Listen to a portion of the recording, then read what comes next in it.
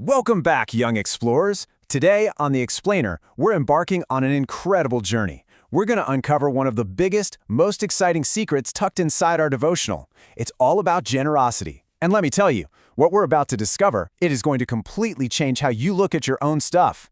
It's a secret that is, well, pretty sweet. Okay, let's dive right into this. Have you ever actually sat down and thought about who truly owns your favorite things?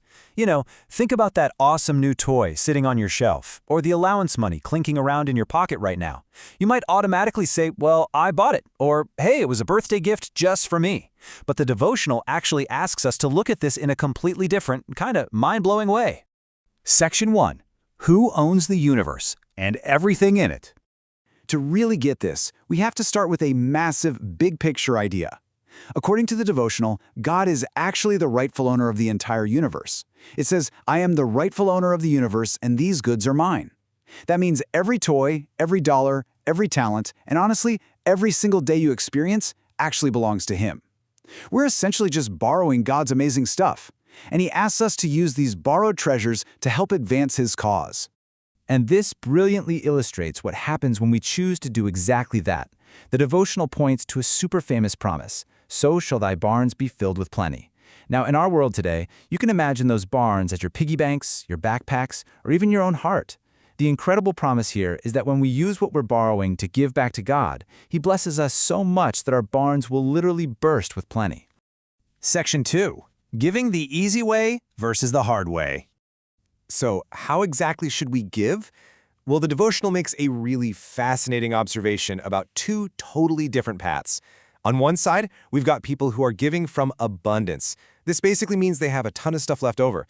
They might give a lot, which, hey, is great, but they don't really feel a pinch, On the flip side, you have giving with sacrifice. This is when someone actually has less, but they choose to give up something they really want in order to help. The devotional uses a big, kind of intimidating word for this type of sacrifice, self-denial. But let's break that down so it's super easy to understand. Self-denial is really just making an awesome, heroic choice. It's choosing to skip something you want right now, like, say, buying a candy bar or getting that new video game, so you can do something amazing for someone else or for God. It means putting God's cause first, even when it feels a little bit hard. Section 3. The Power of Two Mites. Now, what's really interesting here is how the devotional shows us the sheer power of self-denial. It introduces us to an incredible hero. She wasn't a mighty warrior or some rich queen. She was a poor widow, and she gave just 2 mites. 2! Mites were these tiny, practically worthless coins back in those days. To anyone watching in the crowd, her gifts seemed super small, almost invisible compared to the huge bags of gold that the rich people were tossing in. But here is the amazing twist. Because she practiced that self-denial we just talked about, because she gave what little she had and actually made a sacrifice, her tiny 2-mite gift meant more to God than the massive gifts from the folks who didn't sacrifice at all. She didn't give from her leftovers, she gave right from her heart, and that made her small gift incredibly powerful. And when you make those heroic choices, the devotional promises 4 incredible blessings. First, you get to experience just how absolutely sweet it feels to deny yourself and give. Second, you're directly helping the needy. Third, you are standing up and sacrificing for the truth. And fourth, you're laying up treasure in heaven. Yeah, giving up something down here on earth actually builds up an amazing treasure chest up there. How cool is that? Section 4. A special mission for kids. Yes, you.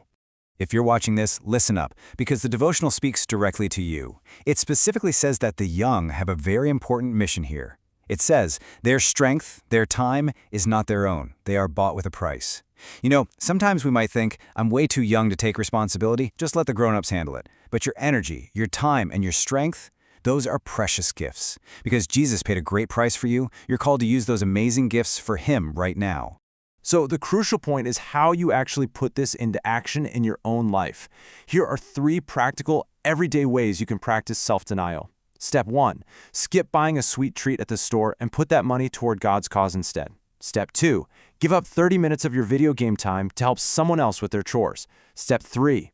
Donate a toy that you still kind of like, not just the broken one sitting at the bottom of your closet. These are real, powerful ways you can make a sacrifice today. Section 5. The Magic Refilling Hand.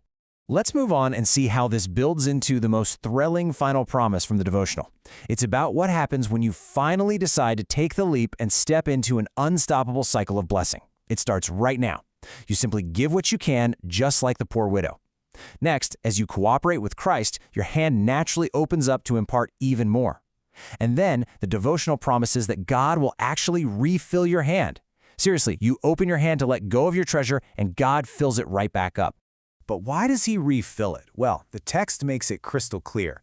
God gives us more, not just so we can hoard it and keep it all for ourselves, but so the truth can reach many souls. He refills your hands so you can keep being a hero of generosity. He gives to you so you can keep giving to others. It's a beautiful cycle. Which brings us to a big question for you to think about as we wrap up this explainer.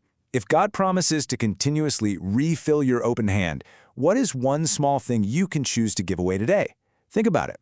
Your very own hero's journey of generosity can start right now with just one sweet, small act of self-denial.